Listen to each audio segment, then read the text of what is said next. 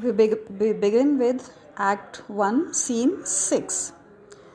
In the previous scene, we had seen that King Duncan is to come to Macbeth's castle for celebration and a night stay. And Lady Macbeth, she makes herself ready for the murder of King Duncan.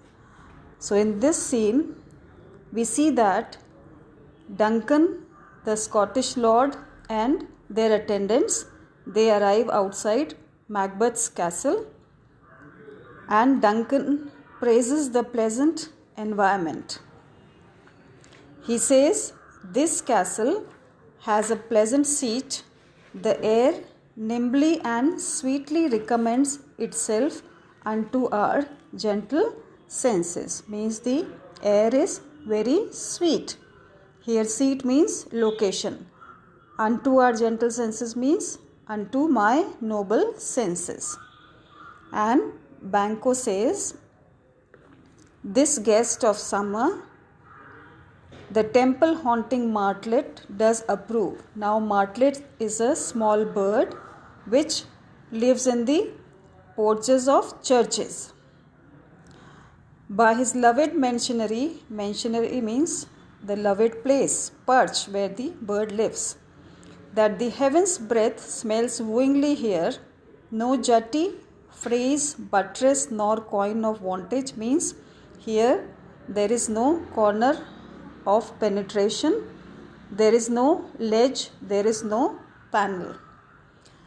But this bird has made his pendant bed and procreant cradle, means this holy bird has made her nest here where they most breed and haunt. Here they will breed and haunt is the favorite place. I have observed the air is delicate. So Banquo also agrees with King Duncan that the air is very sweet. And then we see Lady Macbeth. She enters to greet King Duncan. Enter Lady Macbeth. And he says, see, our honored hostess, the love that follows us sometimes is a trouble, which still we thank as love. Herein I teach you how you shall bid God yield us for your pains and thank us for your trouble. All our service in every point twice done and then done double were poor and single business to contend against those honors deep and broad, wherewith your majesty loads our house for those of old, and the late dignities heaped up to them. Means I am thankful for the previous rewards given to us, says Lady Macbeth. And she says, we rest your hermits. Hermits are holy people who sing the praises of their benefactor, means the king. So we are your holy servants.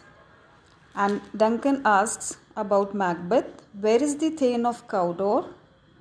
We started before him, we caused him at the heels and had a purpose to be his purveyor. But he rides well, means we were following him while coming to the castle, but he rides well, and his great love, sharp as his spur, hath holp him to his home before us. So he has come to the castle before us. Fair and noble hostess, we are your guests tonight. And Lady Macbeth says, your servants ever have theirs themselves, and what is theirs in compt to make their audit at your highness' pleasure, still to return your own. And Duncan, he wants to meet Macbeth. He says to Lady Macbeth, give me your hand and conduct me to mine host, that is Macbeth. We love him highly and shall continue our graces towards him by your leave, hostess. And we see that they exit to meet Macbeth. Now, in this scene, what is worthy is that Duncan's speech on his arrival at the Inverness is filled with dramatic irony. It is ironic that the castle where he will be murdered seems beautiful to him. And he says not only is the seat means the surroundings of the castle are pleasant, but even the air is sweeter than that to which the king is accustomed. Now the presence of the martlet, which is, I told you, a summer bird, it serves to heighten the irony.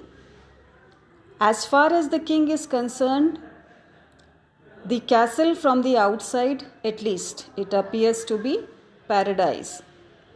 And we all know that he is going to be murdered tonight in the same castle. So it will be like contrast with the picture of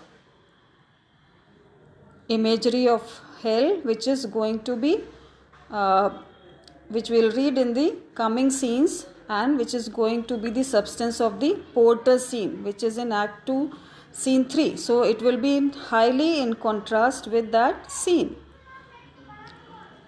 Then the king's address to Lady Macbeth and her subsequent reply, they are full of the heightened language of formal introduction.